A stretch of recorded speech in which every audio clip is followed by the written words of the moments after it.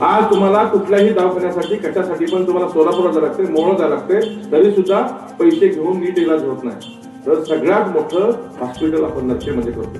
हे का करतो आपण सगळं? तुम्ही मी नरखेडकर सगळे. आज आपण नरखेड, देगाव, वाळूज, डिस्कळ हे सगळं भैरवाडी, मनगुडी ही शहाजीराव पाटलावर प्रेम करणारं वर्ग. शहाजीराव पाटलावर प्रेम त्यांनी केलं सगळं. हे बंधारे कोणी बांधले? तुमच्याकडे बंधारा कोणी बांधला? त्या गावात शहाजीराव पाटलांनी बांधला. तुमच्या ह्या पाण्याच्या सगळ्या सुविधा कोणी केल्या? शहाजीराव पाटलांनी केल्या. त्यानंतर कोणी केलं नाही. म्हणून सांगतो आज पुन्हा वेळ आहे आपल्या नरखेडचं आणि जोगबाबाचं नेतृत्व उभा करण्याचं. ही जिल्हा परिषदेसाठी मतदान करू देऊ नका तुम्ही आम्हाला. तुम्ही आम्हाला नेतृत्व उभा करण्यासाठी मतदान करा आणि हे ठरवा सगळ्यांनी आणि सगळ्या लोकांनी एक व्हा. ते कुणाला विचार नका. तुम्ही तिकडे लोकांना कोणी लागतो ते खेळत तसं मला तुम्ही नेते. आपण सगळ्यांनी एक व्हा. त्यांची फुगडी त्यांना लगला.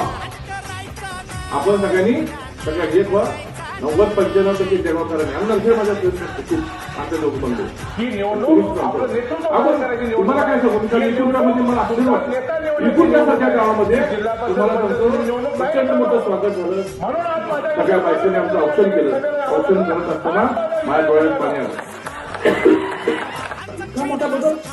इतका मोठा बदल झाला. सोशल मीडियावरती सगळं बघतात.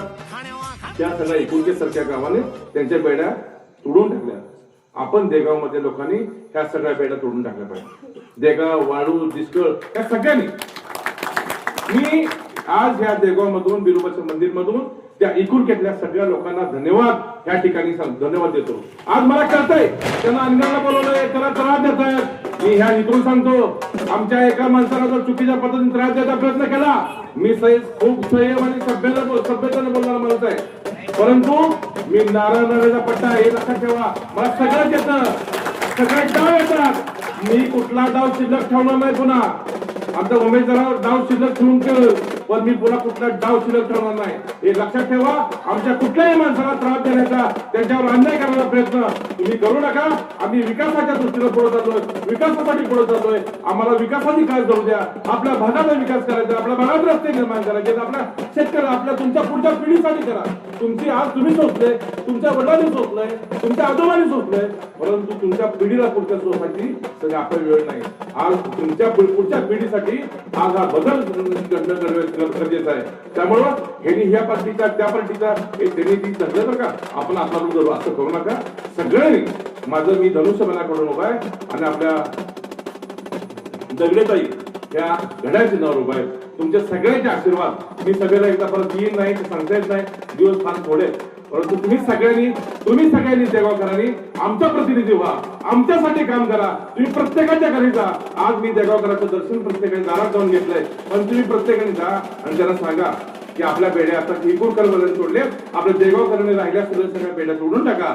आणि त्यामुळं तुम्ही सगळ्यांनी घरोघरी जा आणि धनुष्यबाण आणि घड्याळाच्या नावावरती तुम्ही आम्हाला मतदान करा, आशीर्वाद द्या.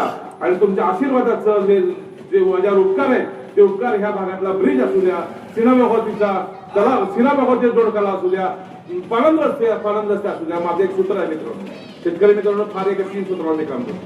3 सूत्रावर काम करतो: पाणी, रस्ते आणि लाईट. ज्या ठिकाणी 10 लोकांची वस्ती आहे, ज्या ठिकाणी 10 लोकांची वस्ती आहे त्या वस्तीपर्यंत रस्ता गेला पाहिजे. ही त्या शेतकऱ्याचं कर्तव्य आहे आणि ते माझं कर्तव्य आहे की तुम्ही मला तुमचं मत दिलंय, तुम्ही मला त्या वस्तीपर्यंत मी रस्ता करून देणार. हा अभिवचन या बिरोबाच्या मंदिरातून देतो आणि मी थांबतो. जय हिंद, जय महाराष्ट्र. नारळ फोडून शुभारंभ केला आणि आपल्या जिल्हा परिषदचे मेंबर मान्य संतोष अण्णा पाटील साहेब यांचं खून आहे धनुष्यबाण. ते आहेत शिंदे शिवसेना गटाचे. तसेच आपले दुसरे उमेदवार ते प्रगतीताई विजू दगडे, त्यांचं चिन्ह आहे घड्याळ आणि घड्याळ आहे ते आपले अजित पवार गटाचं आहे. ते 2 उमेदवार युती करून आपल्या इथं तालुका पंचायत आणि जिल्हा परिषदला उभे आहेत. वास्तविक पाहता आता फॉर्म काढल्यानंतर आपण तर मोठ्या प्रमाणात कार्यक्रम घेणार आहे, पण आपल्याला वाद संवाद करावा, तुमच्या अडचणी काय समजाव्या या दृष्टीनं आपल्या गावात त्यांनी अण्णांनी फेरी स्वरूपात सगळ्याच आपल्याला एकदा दर्शन व्हावं, सगळ्याच्या समक्ष जावं, कुणी म्हणूनही की आमच्या गावाला आले नाही ते किंवा आमच्या गल्लीला आले नाही ते, म्हणून हा कार्यक्रम आपण आयोजित केला.